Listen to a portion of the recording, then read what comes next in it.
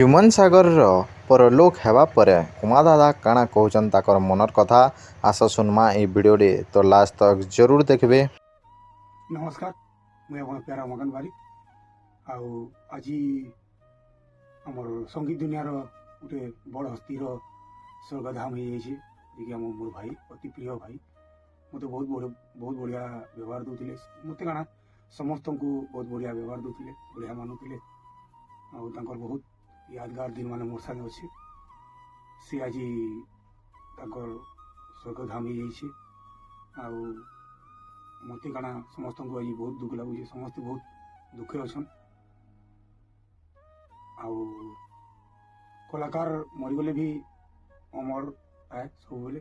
तो finally guys देखि पारुथले दादा ताकर मनर कथा कहले और जदि तुमे माने भी ह्यूमन सागर रो फैन हो बोले कमेंट माध्यम रे जरूर बताबो। मिलमा और गुटे नवा वीडियो रे। Thank you for watching bye.